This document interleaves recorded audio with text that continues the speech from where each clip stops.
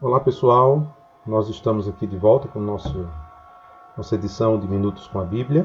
Como eu disse a vocês, nós queremos dar um estudo e fazer uma reflexão breve sobre o livro de Daniel. É importante que você leia o livro da Bíblia e sempre pedindo a orientação do Espírito Santo.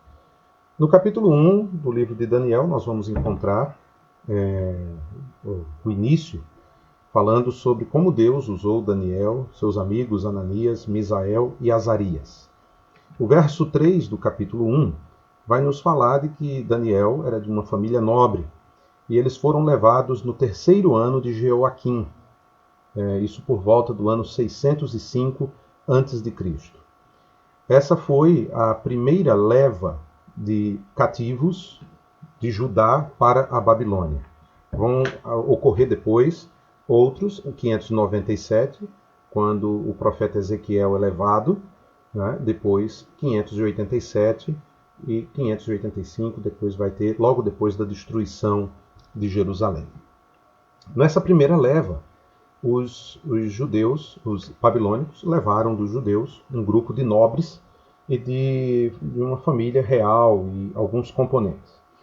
E a Bíblia vai nos mostrar que eles eram ainda muito novos. Segundo o texto hebraico, eles teriam ali por volta de 12 anos de idade. Então, ou seja, estavam iniciando ali a adolescência. Durante 3 anos, segundo o verso 4 do capítulo 1, eles tiveram que estudar a língua, a cultura e os costumes da Babilônia. E havia uma ordem dada pelo rei, verso 5, de que os jovens israelitas recebessem uma porção da comida diária dada ao rei. O responsável pelo cuidado desses jovens era um funcionário babilônico de nome Aspenaz. E Aspenaz vai e troca o nome de Daniel e de seus amigos. Essa troca de nome era algo bem interessante na antiguidade. Quando os soberanos derrotavam um outro rei, às vezes, para mostrar sua imposição, sua força, sua autoridade, sua soberania, eles mudavam o nome do rei vassalo. E isso é interessante também porque Deus muda o nome de alguns personagens da Bíblia. Por exemplo, Abraão passa a ser Abraão, Jacó passa a ser Israel. E isso é comum na antiguidade. Daniel, que significa Deus é meu juiz, passa a se chamar Beltesazar, príncipe de Bel, ou de Baal. Ananias, que significa Yahvé é misericordioso, passa a ser chamado de Sadraque, que significa amigo do rei. Misael, que significa quem é como Deus, passa a ser chamado de Mesaque, quem é como Aku. Aku é o deus da lua. E Azarias, que significa Yahvé é o meu socorro, passa a se chamar Abdenego, servo de Nego, e seria semelhante a Mercúrio, o mensageiro dos deuses. É interessante notar que Daniel resolve não se envolver plenamente com a questão cultural da Babilônia. E aí ele faz uma resolução, ele toma uma resolução para si, verso 8, quando ele decide não comer da mesma comida do rei, né?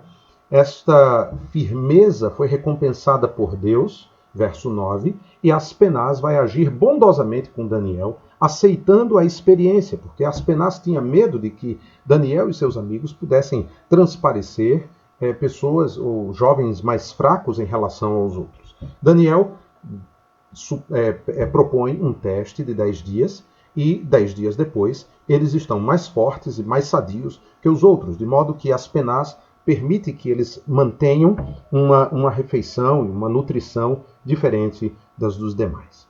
Essa passagem é muito interessante, pois nos mostra a importância de resistir a certas ideias culturais ou certas influências culturais.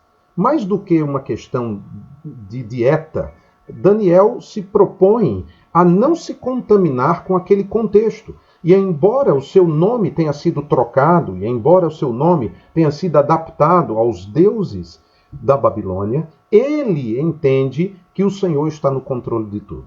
Aliás, essa é uma das grandes lições que esse capítulo 1 vai nos mostrar. Porque no verso 1 e nos versos 1 e 2 vai dizer que foi Deus quem entregou Judá e Jeoaquim nas mãos de Nabucodonosor.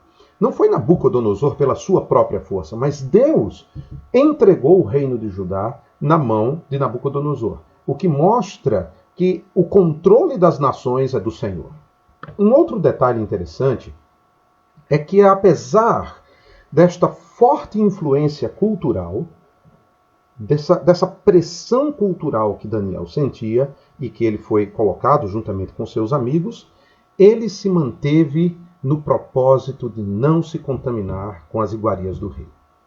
Isso serve para nós como lição, porque hoje nós temos muitas coisas que tentam nos impor para colocar diante de nós essa imposição cultural. Hoje existe muito disso. E nós temos que também ter essa mesma decisão. Porque por mais que a cultura do nosso tempo seja gostosa, né, vamos colocar assim, ela não significa saúde espiritual, porque esse é o princípio que nós nos baseamos. Um outro fato maravilhoso no capítulo 1 é que Deus capacitou Daniel e seus amigos com uma sabedoria tremenda. E isso mostra a mão de Deus abençoando Daniel e seus amigos. Daniel, além dos seus amigos, recebe uma capacitação a mais, porque ele também consegue explicar sonhos. E o texto bíblico vai terminar dizendo que eles foram colocados diante do rei e eles foram aprovados para trabalhar no Palácio Real.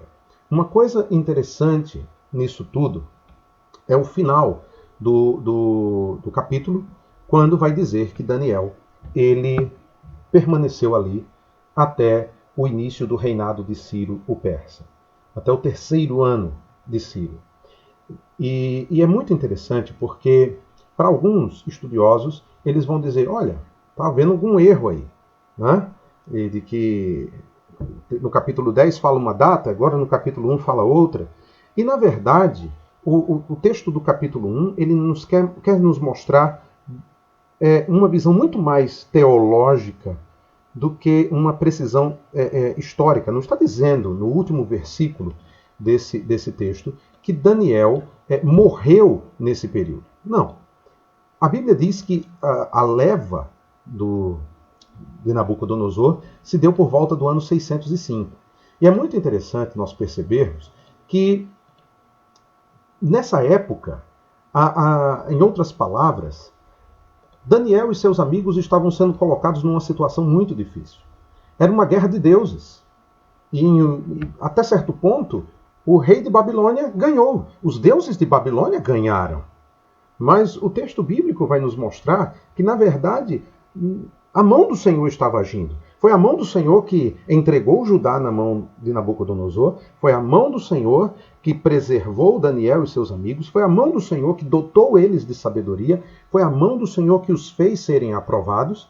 E o mais interessante, o versículo 21 diz que Daniel permaneceu ali até o 1º ano do rei Ciro. O 1º ano do rei Ciro é o ano 539. Ciro, o Grande, era um rei medo-persa. E foi com ele que o reinado de Babilônia chegou ao fim.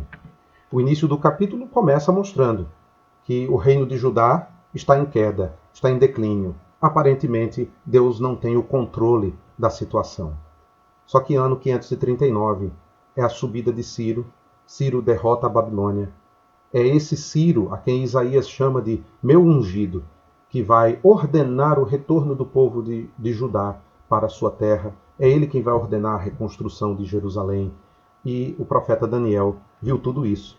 Viu o declínio, viu a mão do Senhor, viu o declínio da Babilônia, mas o povo do Senhor se mantendo firme.